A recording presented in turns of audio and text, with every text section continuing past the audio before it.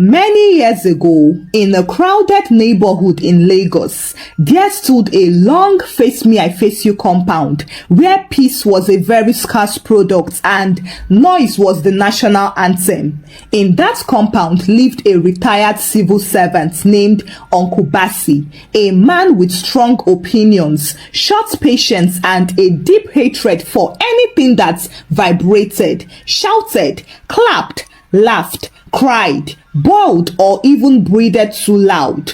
He woke up every morning with the face of someone who slept inside problem, stretched his back slowly like an old lizard, and immediately listened for noise the way night guards listened for strange footsteps. If he heard the sound of broom sweeping the corridor, he would groan. If he heard children shouting, "Go!" he would hiss. If he heard radio playing juju music, he would whisper, "Hopeless people."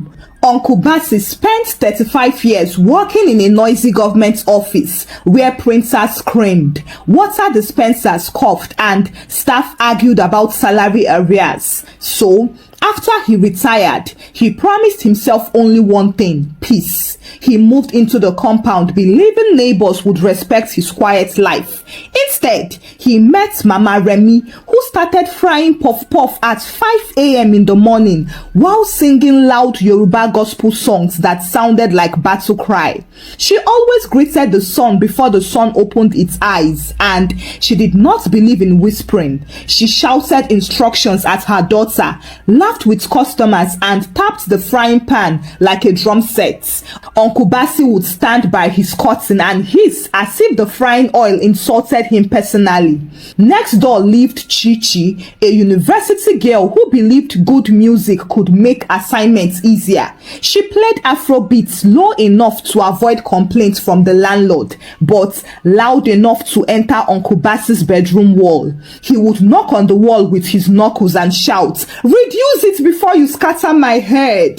Chichi would reply politely, "Sorry, sir," then lower the music by 2%, only for it to rise again unconsciously as the beats entered her body. After each incident, Uncle Basi walked up and down his room, speaking to himself because nobody else understood his anger. The children were also a major problem because the compound had about 10 of them who behaved like small goats with sugar rush. They played football in the corridor, using slippers as goalposts. They screamed, "Go!" every 2 seconds. They chased each other with plastic plates. They cried when their mothers refused them biscuits, and they laughed for no reason.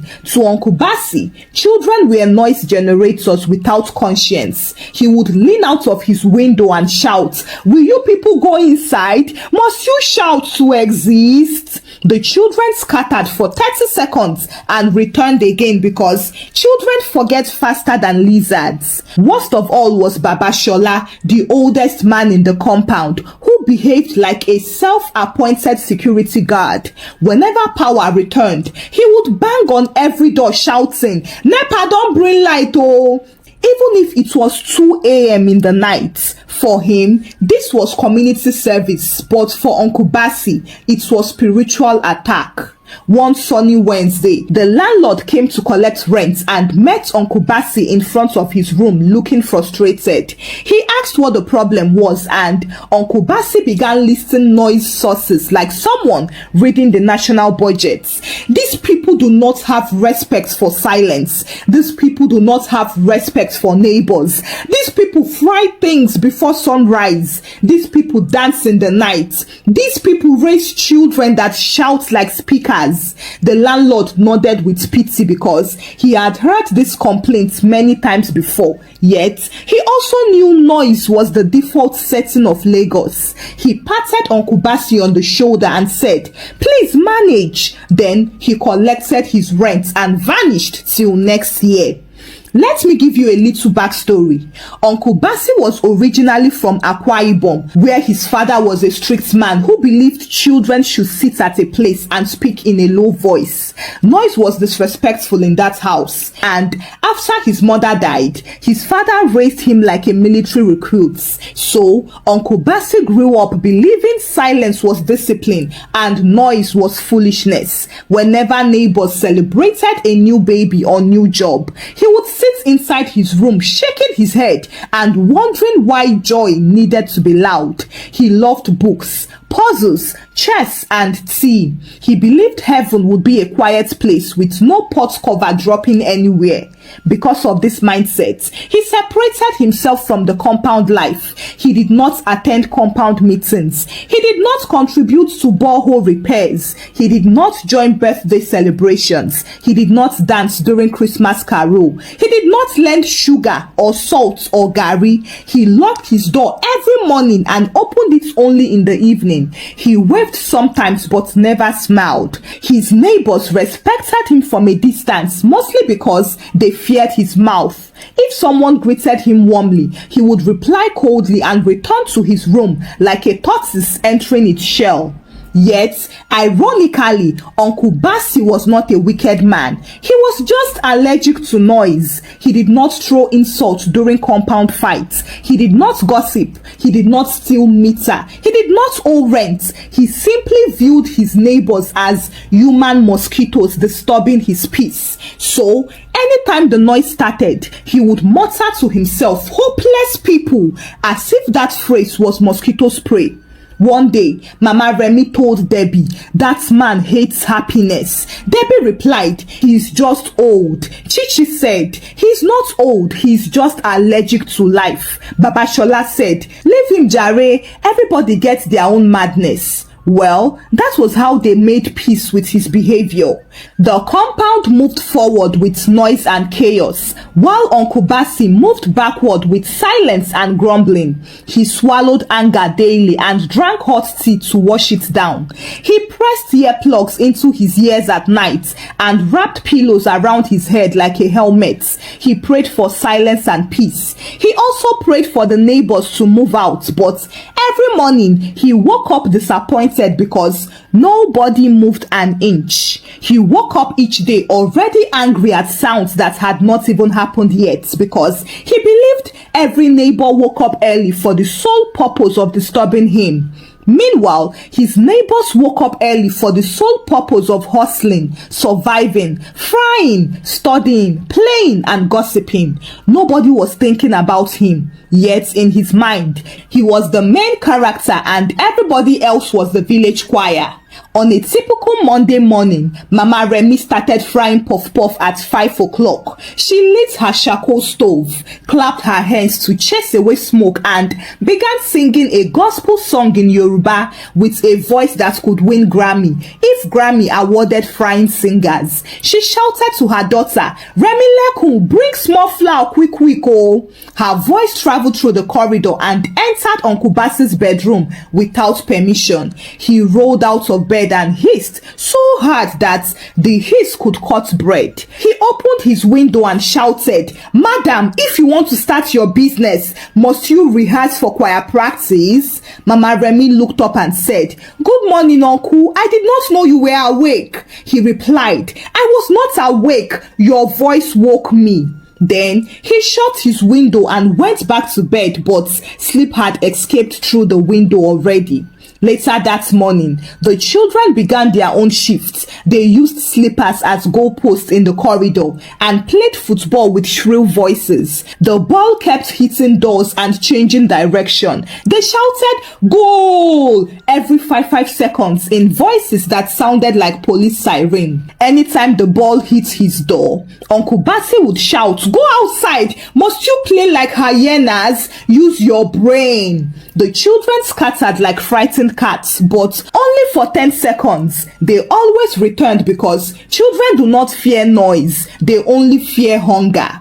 In the afternoon, Chichi returned from school with assignment stress. She believed music could cure stress, so she played Afrobeats while doing calculations. She would dance small on her chair, then write small, then laugh small, then play music again. The music leaked into Uncle Basi's room like an uninvited guest. He knocked on the wall with his knuckles and shouted, "Reduce it before you damage my eardrum." Chichi rolled her eyes and lowered it just for 1 minute before increasing it again. Evening time belonged to the compound's young couple, Debbie and Emeka. Their baby girl was teething and believed pain should be announced. The baby would cry at random intervals and her cry had power. She could cry with soprano, then switch to tenor, then drop into baritone. Her cry entered every room like the news broadcast. Debbie tried to soothe her by walking up and down the corridor. Emeka sang lullaby in a voice that sounded like a broken kettle. They apologized to neighbors for the disturbance, but the baby did not apologize. She cried with passion because babies do not care about neighbors' relations. At exactly 9 p.m., Baba Shola completed the day with his own routine. He always checked the compound gates, greeted every door, adjusted satellite dishes, and warned strangers to behave themselves because he was the oldest man there. That night, he paused outside Uncle Basi's room and said loudly, "Oga Basi, good night oh." Uncle Basi ignored him and pretended to be asleep. Baba Shola laughed and said, "This man will not greet anybody. Maybe he is a federal secret agent." Then he walked away. Sometimes the neighbors knocked on each other's doors for sugar, salt, matches, or small drinking water. That was normal compound lifestyle, but they never knocked on Uncle Basi's door because he always replied through the closed door, "I do not have," even if they asked to know the time of the day. Everybody knew better than to disturb him. There were days when arguments broke out in the compound. Someone's clothes disappeared from the line. Someone's buckets got stolen. Someone's electricity bill was unfair. Voices rose. Fingers pointed. Slippers flew, and at the end, everyone would settle with laughter and a plate of puff-puff. Except Uncle Basi. He sat inside his room and shouted, "Hopeless people!" as if that phrase was his cure for headache. One Saturday, the compound held a meeting to discuss the borehole repair because the pump had been misbehaving and water had reduced. Everyone contributed small money. When they reached Uncle Basi's door, they knocked. He opened slightly and stared at them as if they were debt collectors. Debbie explained, "Sir, we want to repair the borehole. Everybody contributed 2,000 naira. Uncle Basi replied, "I do not need water. I buy bottled water. Please remove my name." And he closed the door. The neighbors looked at each other and shrugged because he always behaved like that. The funny part was that Uncle Basi genuinely believed his hatred for noise was righteous. He would say things like, "I deserve peace. I served this country for 35 years. Now I deserve a quiet life." Meanwhile, everybody else also believed they deserved to live freely. Mama Remy believed she deserved to fry puff-puff. Chichi believed she deserved to study with music. The children believed they deserved to play. Debbie believed her baby deserved to cry. And Baba Shola believed he deserved to greet everyone loudly. Everyone was defending their rights to exist. The problem was that Uncle Basi could not accept that people had such rights.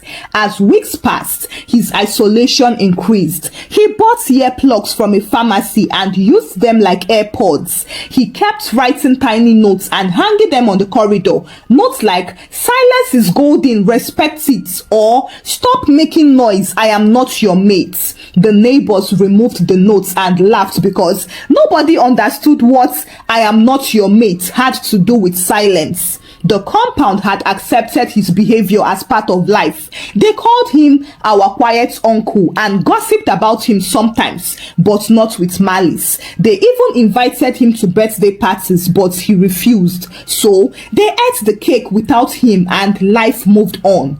Unfortunately, what Uncle Basi feared most was slowly building a surprising advantage. His neighbors had gotten used to him. They monitored him in their own way because compound culture creates strange family bonds. Baba Shola always checked if his light was on at night. Chichi always paused her music if she thought he was sick.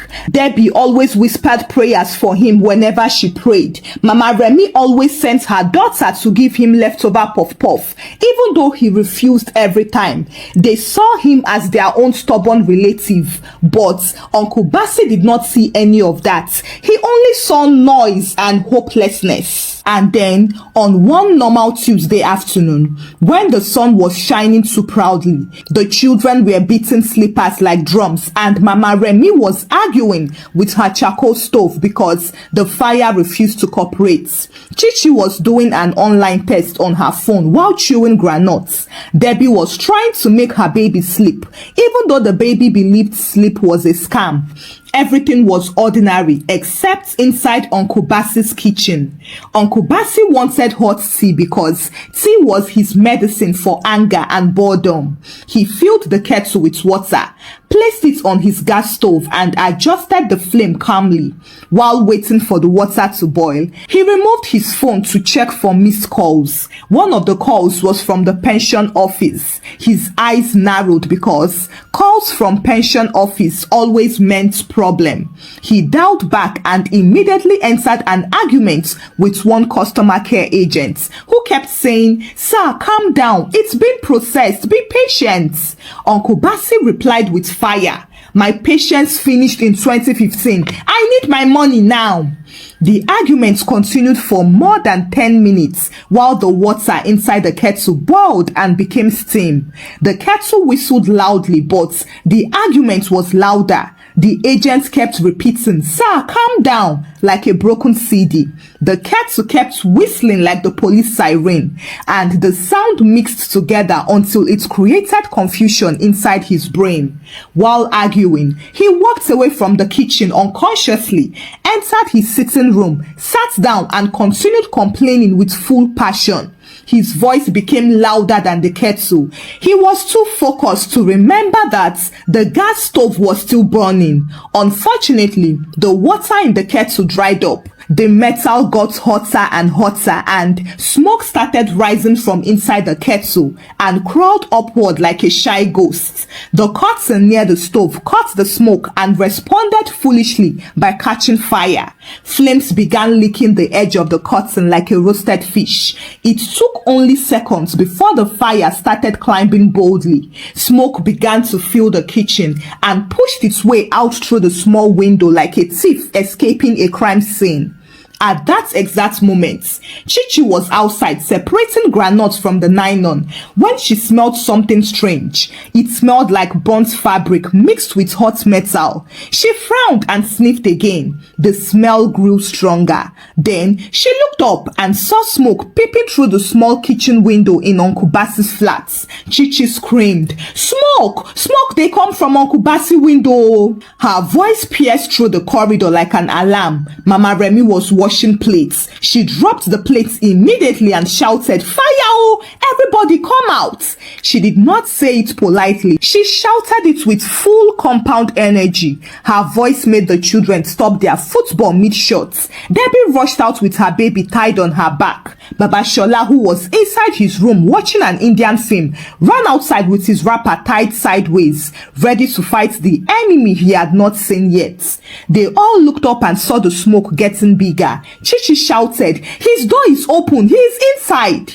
That sentence alone changed everything. Immediately, the neighbors became rescue team. Buckets flew, slippers scattered, and the children ran to fetch water from the tap. Becky knocked on other neighbors' door. "Come out, oh! Fire, they burn!"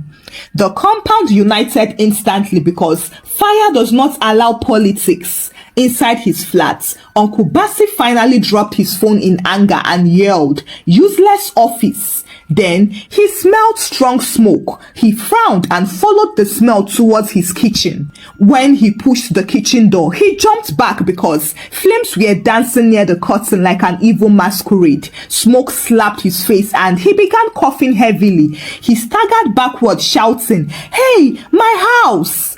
Outside, the neighbors kicked his door fully open because he left it half open for the first time in years. The universe must have laughed at that moment. Chichi entered first and pulled him towards the door. The smoke was too much. He coughed and tried to resist because his slippers were not on his feet. But Chichi dragged him anyway because slippers were not a priority during a fire emergency. Meanwhile, Baba Shola and Mama Remi took charge of the kitchen. Buckets of water flew in like military operation. The flame hissed and reduced. They poured more water until smoke replaced the fire. Someone shouted, "Remove the curtain, remove the curtain." They yanked the half-burnt curtain from the rod and threw it outside. The children stepped on it with excitement because children believed stepping on things helps. Within minutes, the fire was gone, but the smoke was still heavy, so they opened the windows and waved old wrappers. Finally, they sat Uncle Basi down on a plastic chair outside because he was coughing violently. Chichi handed him water. He drank the water slowly and looked around with eyes full of confusion and embarrassment. He saw his neighbors surrounding him like a family meeting. He saw children looking at him like survivors of war. And he saw his burnt curtain lying on the sand like a roasted cloth. Emeka asked, "Where the fire start from?" Mama Remi answered with pride, "The kettle boil finish, oh, gas catch curtain. If we no rush come, this whole building for burn finish."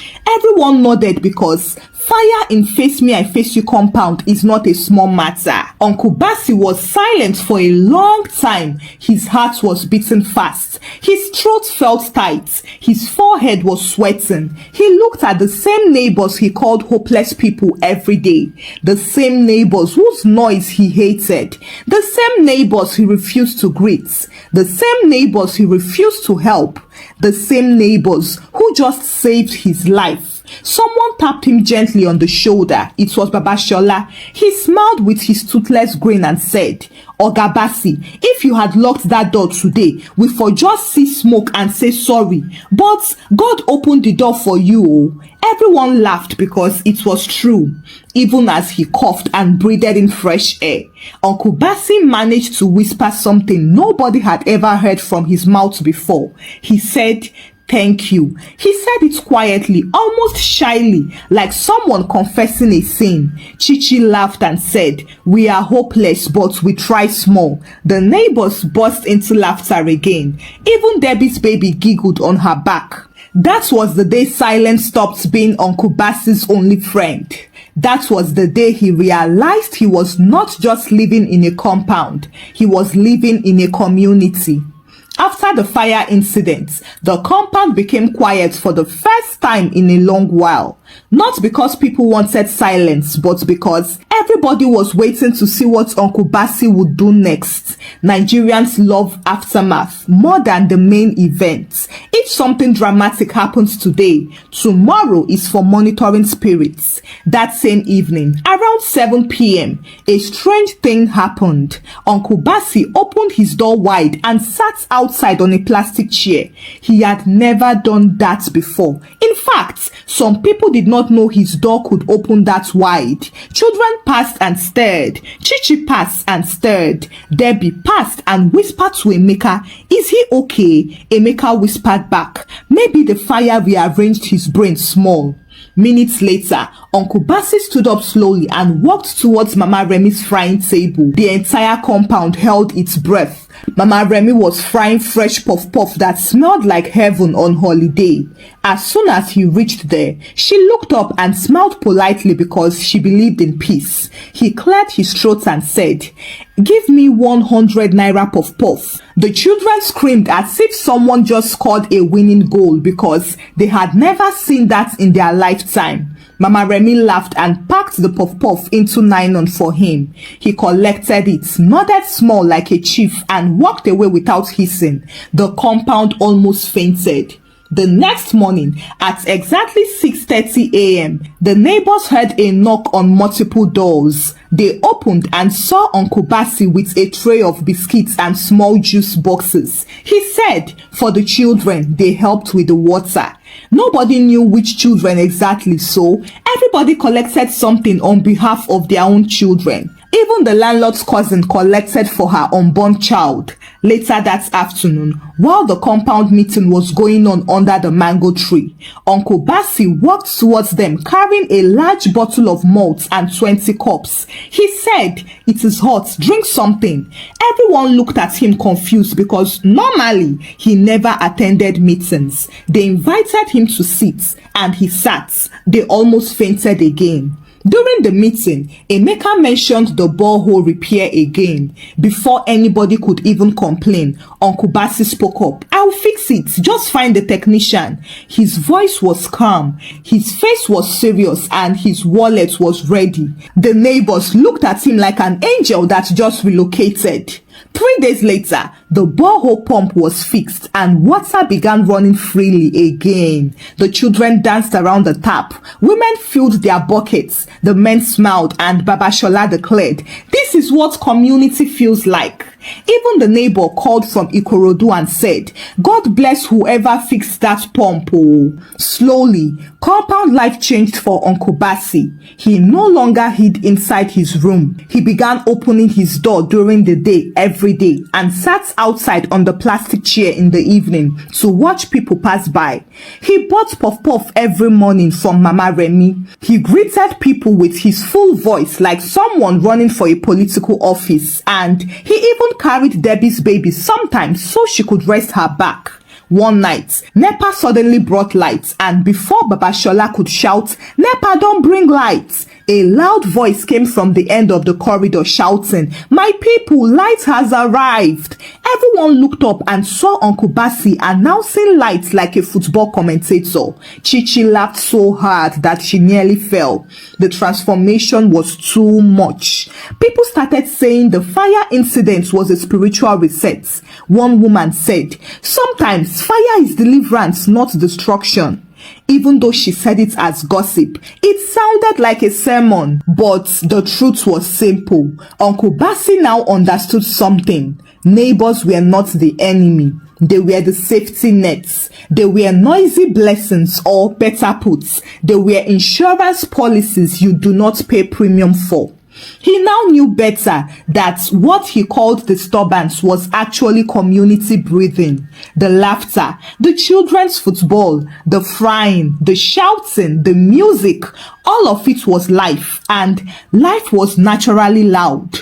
Moving on, this new version of Uncle Basi became permanent. He cooked jollof rice one Sunday after church and shared plastic plates to everybody, including the children who did not go to church. He called it Thanksgiving for Survival. Debbie and Chichi helped him serve. Mama Remy supervised, and the children licked their spoons with joy.